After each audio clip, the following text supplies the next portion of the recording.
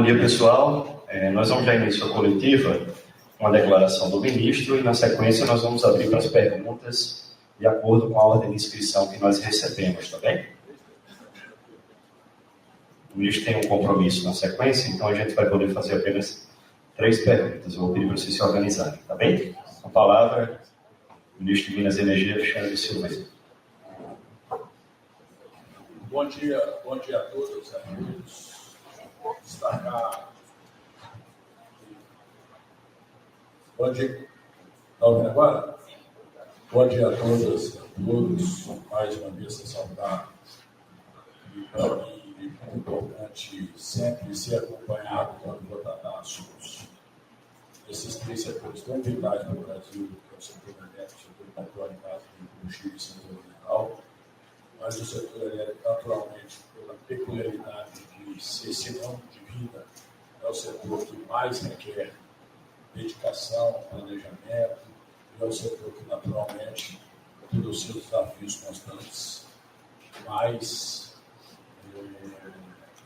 nos levam a cada dia mais a ver com clareza a necessidade da gente estar modernizando não só as políticas públicas, mas bem como a fiscalização e adaptando-se ao novo momento que o mundo vive na questão climática. Eu acabei de fazer uma reunião que eu convoquei, mesmo estando fora do país, com todo o setor de distribuição do Brasil, porque o programa de São Paulo, pela sua efetividade e pela sua gravidade com relação à vida das pessoas, ele naturalmente tem a sua responsabilidade da distribuidora da capital e da região metropolitana, mas com impactos também no setor de distribuição do país. Inclusive, deu um exemplo de cooperação quando nós vivemos a tragédia do Rio Grande do Sul. E nós, todo dia, às 6 horas da manhã, eu estava despachando centenas de profissionais para que nós fôssemos tão efetivos na recuperação dos serviços essenciais de energia para o povo gaúcho, determinação do presidente Lula. Foi o primeiro serviço que nós chegamos a ter quase 2 milhões de pessoas, 500 mil unidades consumidoras sem energia no Rio Grande do Sul, e foi o primeiro serviço que foi restabelecido com velocidade. E, portanto, eu convoquei a todos para que a gente pudesse fazer um planejamento emergencial, porque a nossa vida aqui hoje ela tem alguns objetivos. O primeiro deles, e mais óbvio,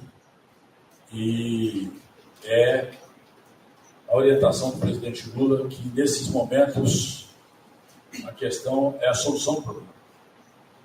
É priorizar, restabelecer energia para as pessoas, para o povo de São Paulo, para o povo da capital e da região metropolitana. Por isso, nós anunciamos aqui, depois de um longo diálogo com as distribuidoras, a Enel tinha entre 1.300 e 1.400 profissionais, entre profissionais que estavam no campo e profissionais de prontidão no momento do evento climático, 107 km por hora de vento, e a sua força-tarefa extra, esses profissionais, somadas às demais distribuidoras, CPFL, Enel, EDP, ISA-CETEP, Eletrobras, Light, Energisa, que estão aqui hoje, nós estamos ampliando de 1.400 para 2.500 profissionais, 2.900 profissionais, mais de 200 caminhões para apoiar as equipes, fora os caminhões de mobilização da própria Enel, mais de 50 equipamentos, e ao contrário do que ela disse, eu estou aqui ao meu lado com o Jaco, que é o supervisor superintendente de fiscalização da ANEEL, ao contrário do que ela disse, eu deixei muito claro para a Enel, que, ao contrário do que ela disse, que não tinha previsão de entrega dos serviços à população, eu disse que ela cometeu um grave erro de comunicação, um grave erro de seu compromisso contratual com a sociedade de São Paulo, de não dar uma previsão objetiva.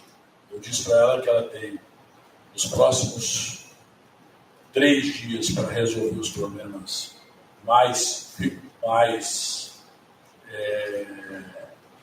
de maior volume, ou seja, ela só vai poder, ao final desses 3 dias, apresentar, se necessário, questões pontuais de locais onde ela não consegue ter acesso por pacto superveniente. Mas, de uma maneira geral, ela tem que estabelecer, nos próximos 3 dias, a parte mais substancial da energia do povo de São Paulo. Então, o primeiro ponto foi vir aqui para poder estabelecer uma força-tarefa de todo o setor de distribuição nacional para socorrer o povo de São Paulo e estabelecer energia. O segundo ponto foi para poder dizer para o setor de energia, mais uma vez, porque quando nós fizemos o decreto que permite a possibilidade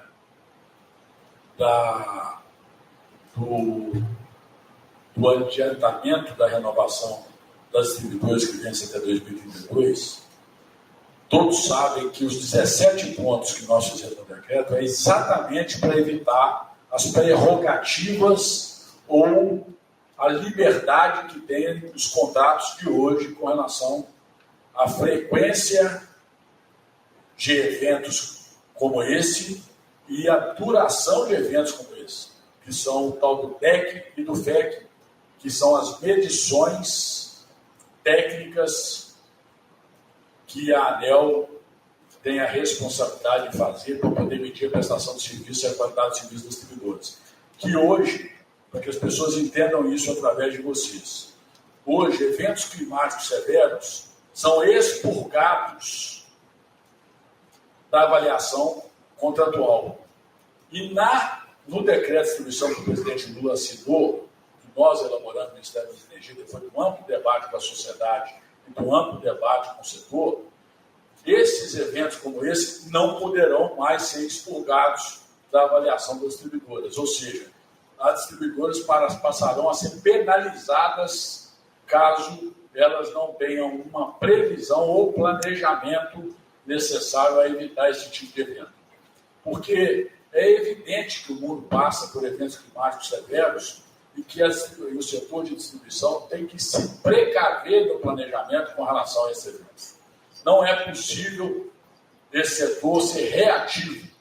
O Brasil é um país que se orgulha da sua matriz energética, que tem tudo para poder impulsionar a sua economia nos próximos anos como líder da transição energética global, energia limpa, renovável, segura, 11% da água doce do planeta, que tem nosso parque hídrico, energia solar, o parque de geração é plural, descarboniza o mundo através dos biocombustíveis. Semana passada, aquela festa linda, criando a nova economia, que é a economia do combustível sustentável de aviação, que é a economia do diesel verde, que é a captura e estocagem de carbono, que é a economia do biodiesel, que é a economia que fortalece a agricultura nacional, que impulsiona a nossa economia. Por outro lado, o alicerce de tudo isso é o setor de distribuição e transmissão, para chegar com energia segura à sociedade. Então, há de se haver, por parte do setor de distribuição e por parte do poder público, a maior atenção. Nós fizemos o decreto, e aí, quando eu abri a pergunta, vai ser uma delas, quando nós fizemos o decreto, foi exatamente para que a gente impeça o que está acontecendo agora em São Paulo. Só que nós fizemos agora. Foi feito agora, tem 90 dias para publicar esse decreto. Então ele não foi implementado ainda. Então, nos indigna muito quando as pessoas irresponsavelmente, usam da sua rede social para fazer fake news. O prefeito de São Paulo aprendeu rápido com o seu concorrente aqui, Pablo Marçal, que era o campeão das fake news e da falsificação de documento público, quando ele fez uma fake news dizendo que nós estamos tratando da renovação da distribuição da Enel. A Enel vence seu contrato em 2028. Ela tem até 2026 para se manifestar sobre a sua renovação. Na verdade, ainda dá tempo do prefeito se preocupar com a questão urbanística de São Paulo, porque os laudos que nós estamos recebendo, e que vão ser no momento adequado, depois de conferido, porque nós temos responsabilidade com o Brasil, porque o Brasil voltou a discutir os problemas reais da sociedade. Nós não trabalhamos com narrativa, nós trabalhamos com fatos. Mais de 50% dos eventos foram causados por árvore caindo em cima do sistema de média e baixa tensão em São Paulo. O que hoje, infelizmente, nem os distribuidores, por questão de força legal, inclusive por licença ambiental, têm a prerrogativa de cuidar. Então, nós estamos levando esse ponto para uma discussão no governo federal para poder ver se há uma solução legislativa, inclusive, para poder dar essa prerrogativa, porque municípios que não cumprem com a sua responsabilidade de cuidar da questão urbanística em sinergia com o setor de distribuição, tem que dar pelo menos a liberdade do setor de distribuição de cuidar, porque não adianta você automatizar o seu parque de distribuição, sendo que quando o problema é físico, por mais que você, da sua central, você tente religar a rede, você não vai conseguir, porque o problema é físico. Você tem que ter gente para poder estar lá. Então eu disse que a Enel foi, no mínimo, usei um termo, inclusive, bastante contundente, de que faltou planejamento e beirou burrice dela achar que ampliar e modernizar para diminuir gente, sem se preocupar com a questão urbanística que está muito aquém do necessário na capital paulista e em alguns municípios da região metropolitana, que ela ia resolver o problema. Então ela diminuiu gente para aumentar o número dos acionistas. É outro ponto que eu tratei no decreto de distribuição com responsabilidade. Se os senhores notarem e se debruçarem sobre o decreto, os senhores verão que eu limitei a distribuição de lucro ao mínimo legal, quando a distribuidora não apontar soluções objetivas para resolver o problema da distribuição à altura dos índices de eficiência da qualidade do serviço para a sociedade brasileira. Foi um ponto, inclusive, muito polêmico, mas respeitando a lei, porque o Brasil respeita contrato, nós não transigimos na legislação ambiental, diferente do governo que saiu daí, que queria passar boiada e levar o Brasil ao isolamento nacional e internacional, inclusive, criando barreiras internacionais vigorosas para poder nós ganharmos os mercados internacionais nas nossas vocações de exportadores de alimento, de exportadores de produtos manufaturados. Então nós vivemos um outro momento. E é inadmissível as fake news. E eu tenho tido a coragem de enfrentar a realidade. A realidade é que nós vivemos um momento de transição. O que é essa transição? Nós tivemos um vácuo de poder no Brasil. 4 anos, o Brasil foi o Brasil das narrativas. Todo dia de manhã, o presidente da República do Brasil saía do Palácio da Alvorada, parava no tal cercadinho, agredia um jornalista, agredia um poder instituído, agredia um ministro do Supremo Tribunal Federal, agredia uma autoridade parlamentar, agredia um governador de estado para poder se esconder atrás da falta de política pública. O Brasil agora voltou a ter política pública. Voltou a ter um ministro da Casa Civil que despacha com todos os ministros de Estado, coordenando o governo. Voltou a ter um ministro de Minas e Energia que dialoga com a imprensa. Voltou a ter um ministro de Minas e Energia que cobra do órgão regulador a sua responsabilidade, que inclusive não está sendo cumprida à altura. A prova disso é a omissão do seu diretor-geral que está ausente, a uma convocação do ministro, um ato de covardia. Diga-se de passagem, é importante que a imprensa acompanhe a implementação de política pública através de decreto e medidas provisórias editadas pelo presidente da República, que é de obrigação da agência reguladora implementar, ou não é? Eu acho que cabe aos órgãos de controle, CGU, TCU, Ministério Público, estarem mais atentos ao cumprimento das responsabilidades da ANEEL.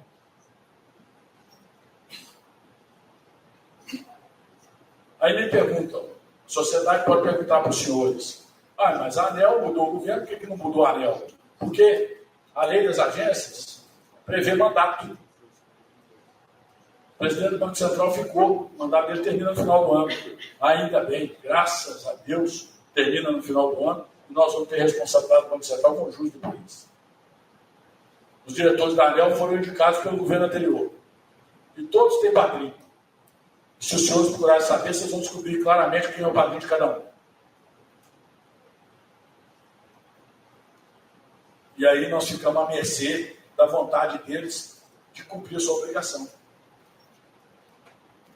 De implementar decretos presidenciais e medidas provisórias com força de lei.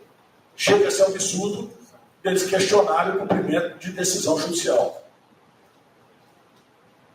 Então isso precisa ser dito, está sendo dito.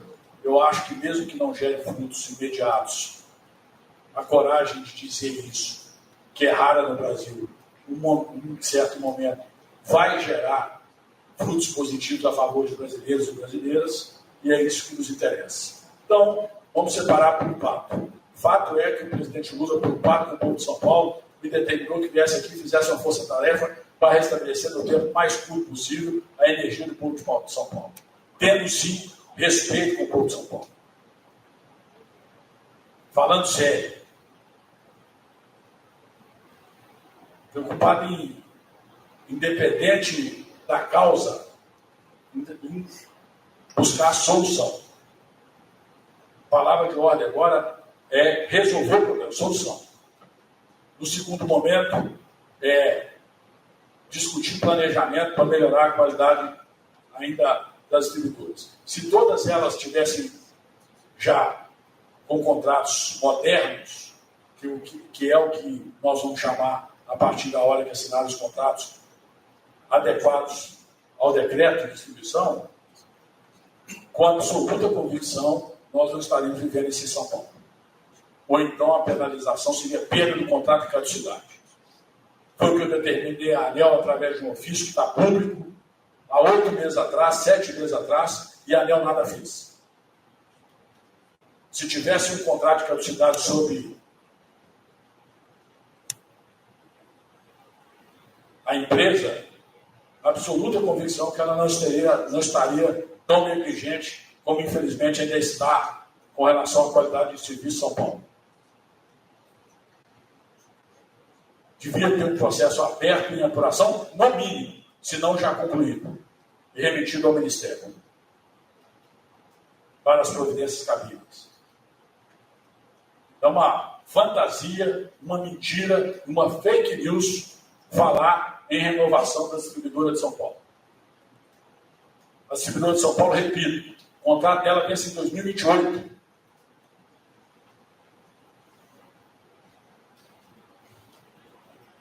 Então está na hora de falar sério, quando se trata de problemas de energia, saúde, de educação, segurança. Está na hora de cobrar dos governantes tratar problemas da sociedade com clareza, com franqueza. Está na hora do Brasil cobrar o fim da fake news.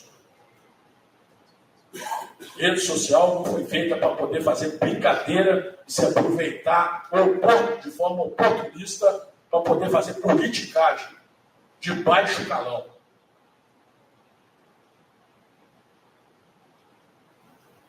Eu sou extremamente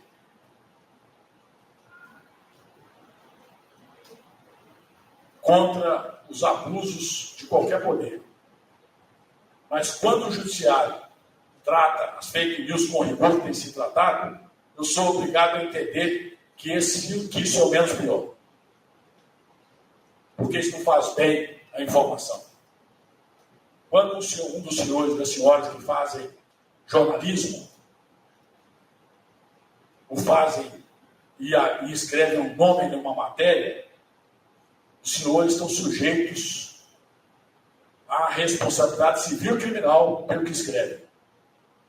Quando alguém lança na sua rede social uma fake news distribuída apócrifa, nada é feito.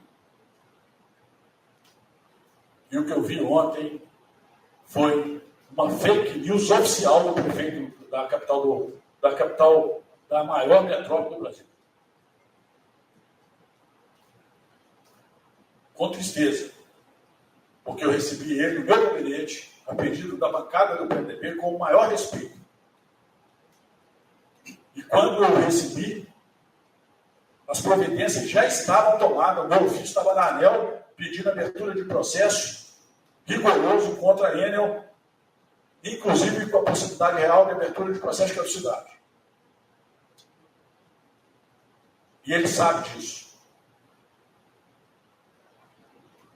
Então, portanto, fica aqui o registro de que nós viemos aqui para resolver o problema do povo de São Paulo.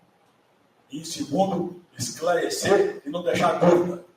Precisa do prefeito compreender que de agora até dezembro ele ainda tem muita árvore para poder cortar e muita coisa para poder corrigir, para que no período de verão diminua os problemas energéticos, de segurança energética e de suprimento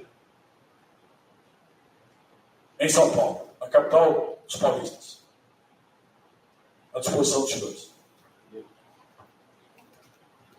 Primeira pergunta do Gabriel Tavares, da Bloomberg.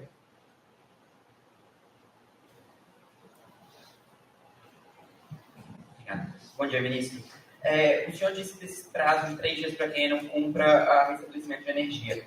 Quão perto a Enel está de eventualmente perder a concessão aqui em São Paulo? Quais são as chances disso? E só uma outra pergunta.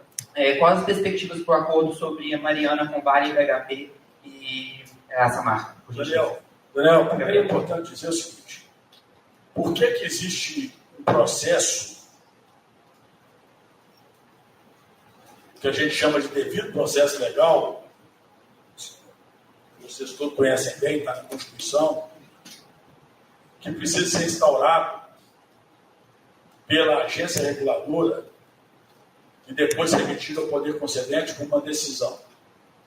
Porque se assim não fosse, é claro e evidente que qualquer juiz daria uma liminar para suspender uma decisão que fosse uma decisão ilegal.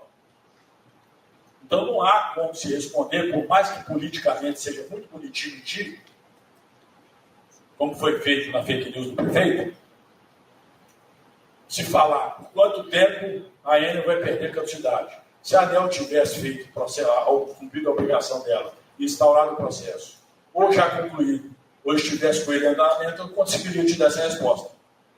Tem que ser feita a pergunta por que ela não fez. E, infelizmente, a ANEEL, quando se trata das suas prerrogativas mandatárias, ela bate no peito e diz, eu tenho direito de fazer. Ela só esquece que ela, quando tem direito, tem dever também. E nós todos, gestores públicos, estamos sujeitos aos órgãos de controle. Então, cabe ao controle fiscalizar a questão das responsabilidades da ANEEL. Quando eu falo isso, né, eu falo porque não é só a questão desse ofício do ministro de Estado ao órgão regulador. Tem decretos a serem cumpridos. Inclusive, nós estamos no prédio aqui da CCE. Foi feito um decreto do presidente da República de reestruturação da CCE. Está lá na ANEEL. E a ANEEL simplesmente não se moveu. Decreto de renovação das distribuidoras. Está lá a parte do Tartaruga. Medidas provisórias a serem cumpridas. Eu nunca adentrei ao mérito das soluções das decisões da ANEEL. mas eu nunca vou deixar de cobrar que ela o faça com a celeridade que é a sua obrigação fazer. E a segunda, Vale do HP. Estou extremamente otimista. Foi um ano e 9 meses de muita luta. Quando nós entramos, havia um acordo anunciado pelo pseudo-governo anterior e alguns dos seus aliados, que havia um acordo de 100 bilhões, 149 bilhões de dinheiro novo, 37 bilhões de quitação da Fundação Renova e mais 15 bilhões de obrigações de fazer em andamento. Nós não contamos absolutamente nada. Debruçou-se sobre esse acordo. Eu sobre a parte econômica, ministro Messias sobre a parte técnica e jurídica, coordenados pelo ministro Rui, e sob a liderança do presidente Lula. Hoje eu posso afirmar que nós já estamos nesse acordo de 167 bilhões de reais. 100 bilhões de dinheiro novo, 37 da Fundação Renova e 30 de obrigações de fazer. E estamos em fase de finalização e eu tenho absoluta convicção que estamos quase com ele pronto para ser assinado. Espero que nos próximos dias ou semanas a gente tenha uma solução e o Brasil possa receber esse recurso. E o principal, disse o presidente Lula na primeira conversa que teve comigo com o ministro Messias. O que eu mais quero ver nesse acordo é uma governança que seja uma governança de Estado, não uma governança de governo, já que o recurso vai ser recebido em 20 anos. Então, que esse recurso seja aplicado na bacia para reparar os danos sociais, pessoais, ambientais que foram causados por esse grave crime em Minas Gerais e no Espírito Santo. E nós estamos trabalhando e debruçados em cima disso agora, dos detalhes, para que faça-se a devida e verdadeira e fática aplicação desse recurso. Ao contrário, foi feito em Brumadinho, que o dinheiro foi feito para poder, pelo menos em Minas Gerais, para fazer politicagem, distribuir os 800 municípios de Minas Gerais, fazer base na Assembleia Legislativa, e o dano ambiental não foi reparado.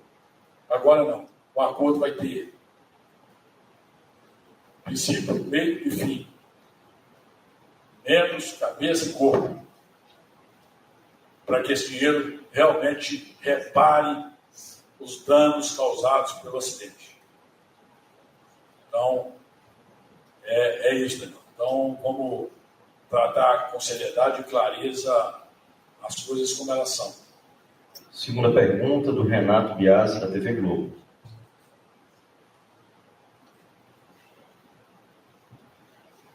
Bom dia.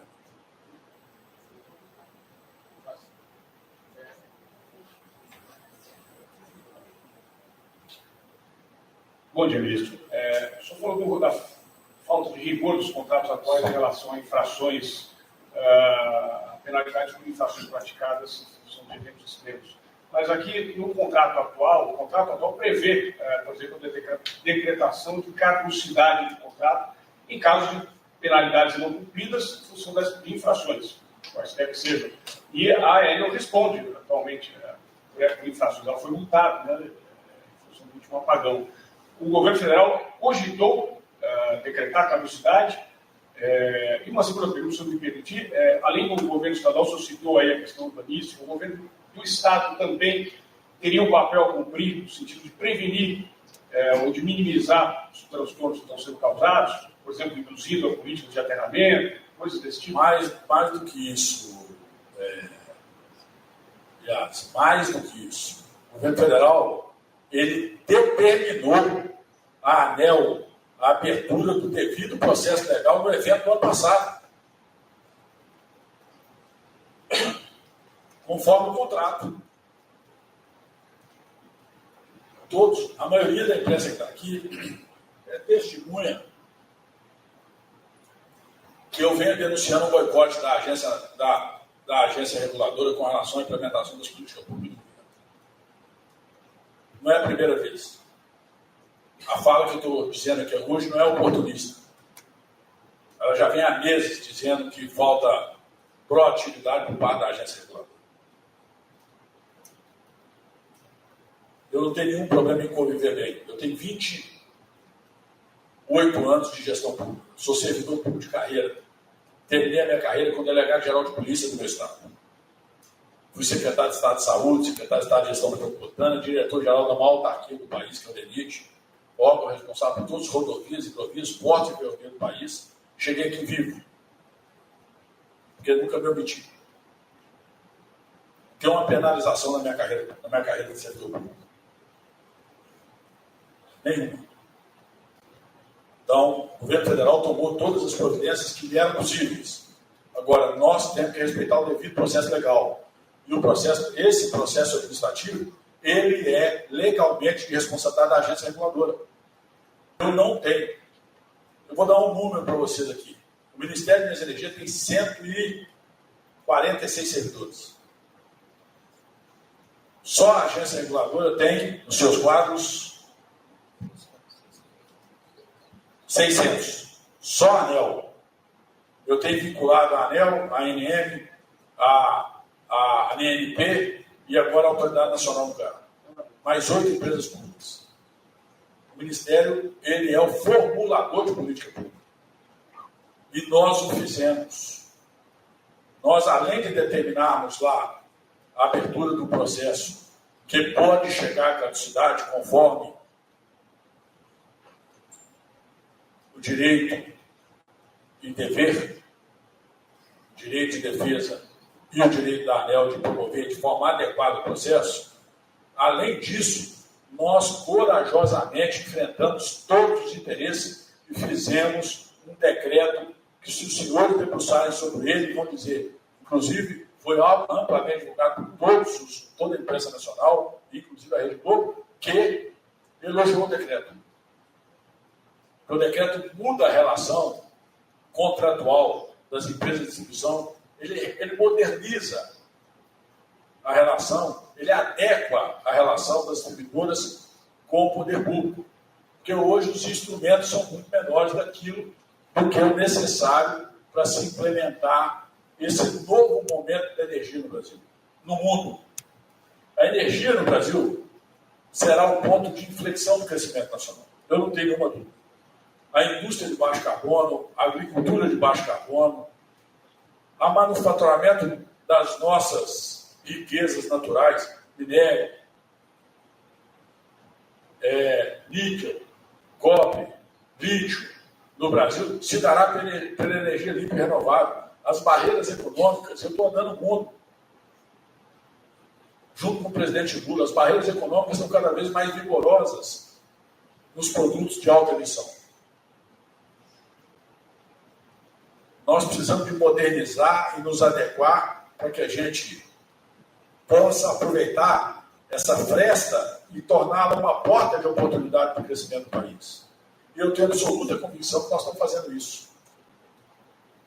Só que nós temos problemas de adaptações imediatas. Uma das coisas que eu defendo, vou falar isso pela primeira vez publicamente, ficou arcaica a criação do modelo da agência reguladora.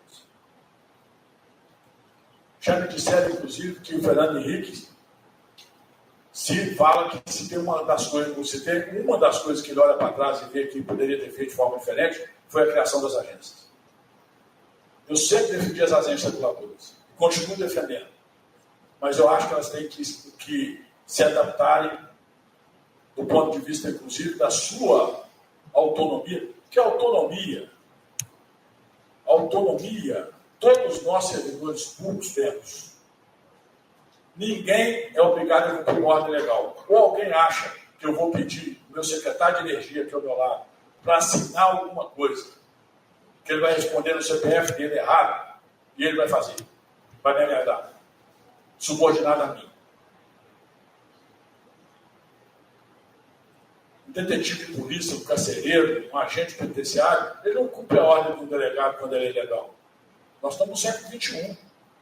Nós não estamos mais na idade da pena. Autonomia não quer dizer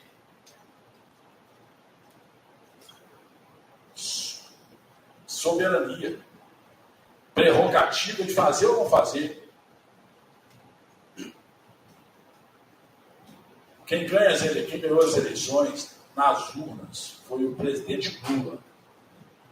ele é alguém que se debruça de 8h30 da manhã às 8h30 da noite sobre as soluções das políticas públicas do país. Eu despacho com o presidente Lula, no mínimo, uma vez por semana. Ele quer saber de assunto por assunto. Não sai nada sem ele saber. Por quê? Porque no meu ministério, nenhuma decisão é uma decisão que não mexe com a estrutura do país. As decisões de um órgão do Ministério das Energias não são como executar a obra. É claro que o Ministério de Portos, Aeroportos, o Ministério da Infraestrutura não vai lá consultar cada tapa-buraco que vai contratar. Mas uma decisão sobre uma renovação de distribuição do Brasil é uma decisão que vai mexer com a estrutura do país. Então o presidente Lula se debruça sobre isso, com responsabilidade. Então, o que eu digo é que nós precisamos modernizar a lei das agências. Os diretores da agência não podem ter... A agência, eu concordo que a agência tem que ser agência de Estado, não de governo. Mas nem por isso elas podem ser soberanas. Elas têm que ter responsabilidade com a aplicação da formulação de política pública. Então, respondendo objetivamente a sua pergunta, foi determinada a abertura do processo, o ofício é público, está na rede social do Ministério, se não tiver, coloquem. Há mais de 6 meses a abertura de processo quando houve o primeiro evento. Nada foi feito até então, pelo menos que eu tenha conhecimento, que eu tenha recebido uma resposta oficial da agência. Esse é um ponto. Mas tratando-se do ponto aqui, volto a dizer, hoje eu vim para resolver o problema. Mas mais do que isso, ouvir todas as distribuidoras sobre tudo que nós precisamos fazer e cobrar delas tudo que elas precisam fazer na compreensão de que esse setor é o setor mais mal visto do setor elétrico do Brasil. Ou algum jornalista já não viu de mim. Por quê? Porque é o setor que cobra a conta de energia do consumidor. É o setor que tem o dever de ir na casa das pessoas para restabelecer a energia. Quem de nós aqui não ficou sem energia 24 horas? Quem de nós aqui nunca morreu de raiva? Ou ficou perto de morrer? De ficar no telefone ouvindo uma musiquinha até ser atendido no call center? Com a carne estragando, com o ovo estragando, com o leite azedando. Não é admissível que em pleno século XXI. Então, a gente percebe até que por parte da ENA, e eu estive na ENA há poucos dias, todos acompanharam, estive lá para presenciar a modernização do sistema. Ela está ampliando em muitos investimentos. Isso é fato. Porém, não adianta ela implementar a modernização e diminuir mão de obra, e eu tenho falado isso constantemente, e coloquei no decreto a necessidade de primarização de mão de obra, está no decreto. A obrigatoriedade da primarização de mão de obra, diminuir terceirizados e voltar com os eletricistas especializados. Limitei, repito, vale a pena a imprensa se debruçar sobre esse decreto. Limitei a distribuição de dividendos. O Brasil, aliás, optou por esse modelo de privatização do setor elétrico. O último braço operacional que tinha o governo era quem? A Eletrobras. Paulo Guedes deu a Eletrobras. Escolheu um grupo e deu. Peixe banana. Nós ficamos sem braço operacional. Hoje o poder público ele é formulador de política e regulador. Então nós temos que funcionar com muita força. Volto a dizer, o que nós estamos atravessando no Brasil é um momento de transição. Mas o vácuo de poder que nós vivemos criou-se no Brasil uma falta de clareza e uma confusão institucional. Cada um ficou dono de um pedaço. E agora tem muito ranger de dente. O presidente Lula falou semana passada, no lançamento da Lei de Combustível Futuro, que eu sou tinhoso.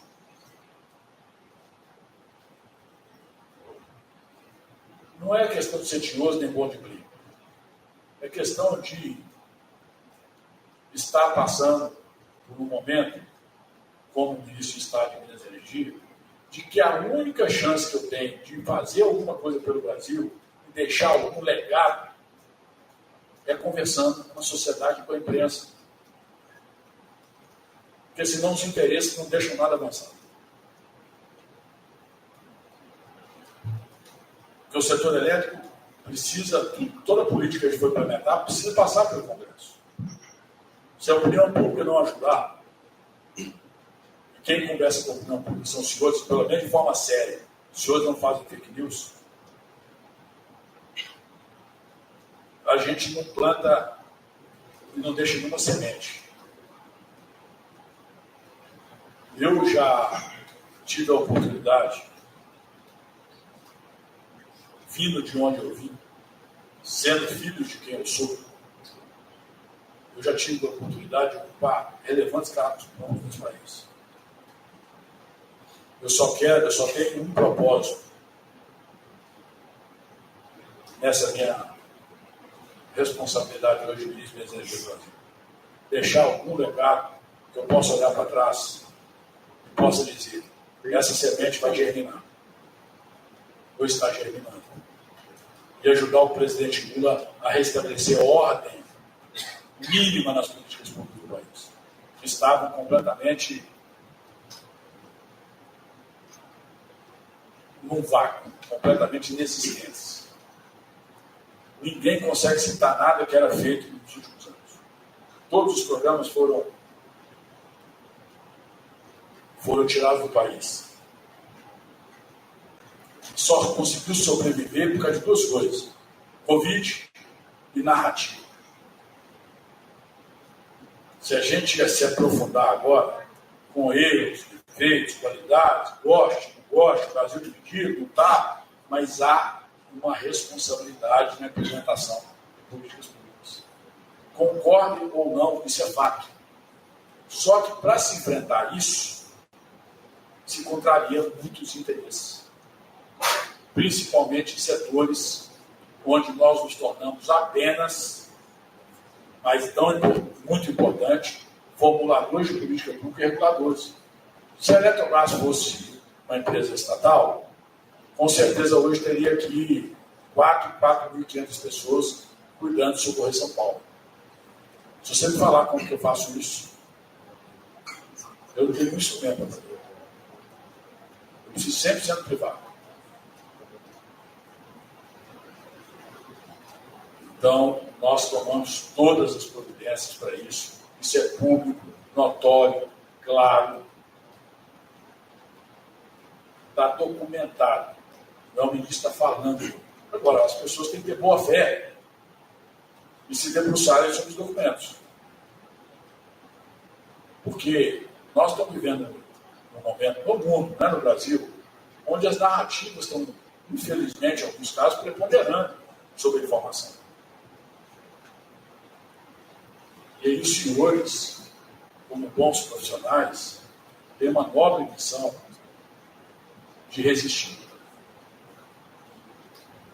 Resistir, inclusive, denunciando quando há uma opção por nossa parte. Mas não é possível que a gente deixe prevalecer a fake news e a má política.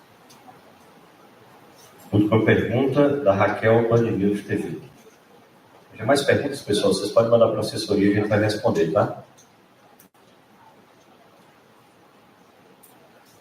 Ministro Rafael Yoshino, da Band News TV, nós estamos ao vivo na Band News TV. Gostaria de perguntar para o senhor, se não for a Enel, qual é a saída? Quem poderia ficar no lugar? Alguma outra empresa, o governo federal tomaria conta? Que tem um plano de troca para ele? Qual seria a solução para resolver isso? Seu nome? Raquel. Raquel, com todo respeito, eu prefiro não entrar nesse mérito, que seria pegar no nada. Primeiro, nós precisamos de consubstanciar a possibilidade real de uma mudança das distribuidoras. Nós temos vários caminhos. Nós acabamos de ver isso no Amazonas. Foi feito um grupo de trabalho com participação da ANEEL que encaminhou por 3 soluções: passagem de controle, intervenção e depois caducidade. Eu quero te dar uma informação. Você sabe quantas vezes foi feita caducidade no Brasil? Os senhores sabem? Nenhuma. Nunca se passou por essa experiência. Só sabe o que é fazer uma transição de uma empresa distribuidora da capital, da maior metrópole da América Latina, para outra empresa, ou para o poder estatal? Quais são as consequências disso? Ninguém sabe. Sabe por quê? Porque nunca foi feito. Não tem nenhuma experiência de caducidade no Brasil. Imagina o tamanho da responsabilidade que é isso. Por isso precisa ser um devido processo legal. Por isso o judiciário, muitas vezes, se você fizer uma vírgula que vai colocar, com razão, em risco a essencialidade do serviço, o judiciário vai impedir que isso aconteça. Ou alguém tem dúvida disso? Nunca foi feita a cidade. Então, é muito mais fácil, Biel, as pessoas fazerem o discurso fácil. Eu sou a favor da abertura do processo. A favor, não. Eu determinei a abertura de um processo disciplinar e administrativo que pode chegar a uma decisão por caducidade, que passa naturalmente por uma intervenção. Isso é um processo. Não é uma decisão, uma prerrogativa de alguém que acordou de manhã e toma uma decisão irresponsável. Irresponsável é quem faz fake news. De falar que nós estamos tratando de renovação de uma distribuidora.